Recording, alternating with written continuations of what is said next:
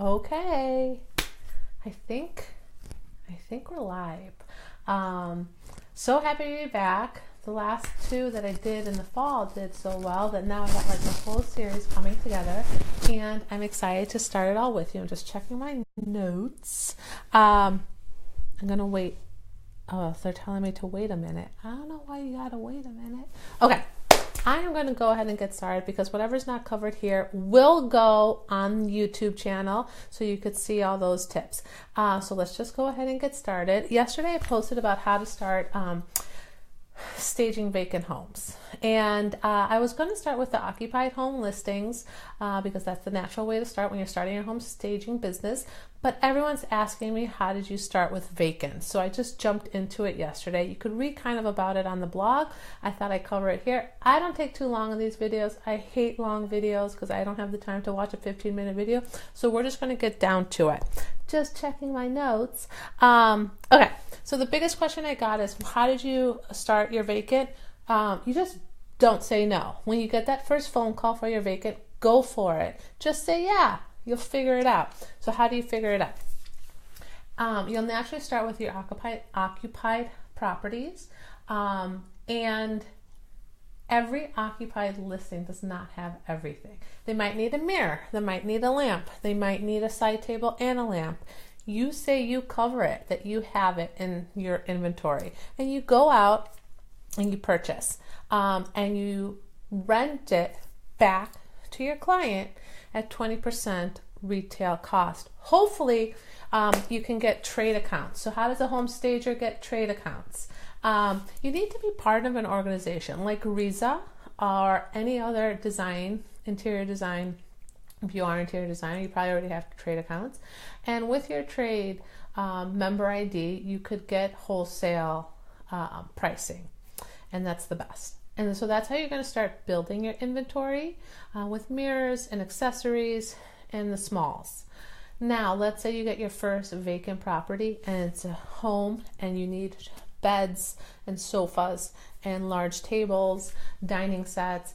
You want to, for your first one, if you don't have the inventory, use rental companies. I did use, for example, Court or BFR, Brook Furniture Rental. Those are ones in Chicago. I know they're in New York. They're in a few other places. If you don't have those around you, no problem. You want to use showrooms, which I have done as well. And I actually prefer with working with some showrooms. It's just easier. They have better pricing. So look into BFR, look into Court, and look into showrooms.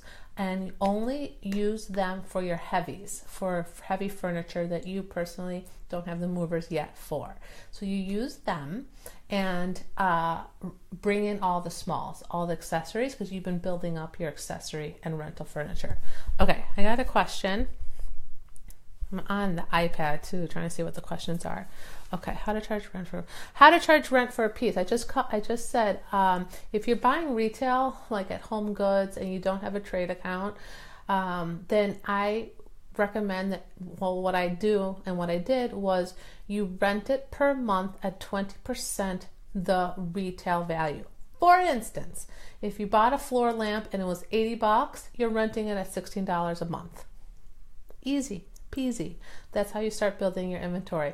Ideally, you start getting wholesale trade accounts. You do that if you're already an interior designer, already done. If you're not, if you're a home stager, you join a staging organization like RISA, and with them you get a member ID, and that way you could apply for trade accounts from Pottery Barn to Williams-Sonoma to Macy's to anywhere.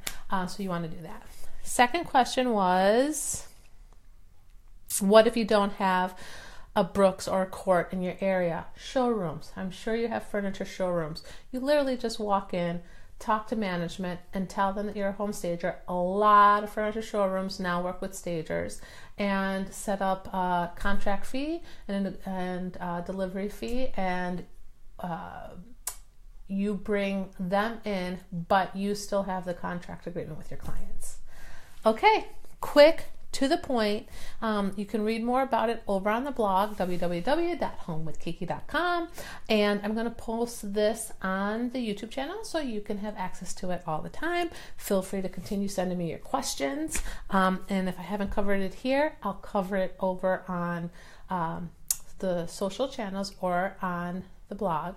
And let me know. I hope that helps. I try to keep these short and sweet because no one has time to watch 10-minute videos. But I hope this answered all your questions. Keep on sending them to me. I love it and I want to help out because no one was there to help me when I started. Just saying. Okay, so that's it. And I'll see you back here next week and answering more of your questions. Next week we are going to cover occupied home consultation reports because I got to go write some right now because I just came from 2. Okay, talk soon.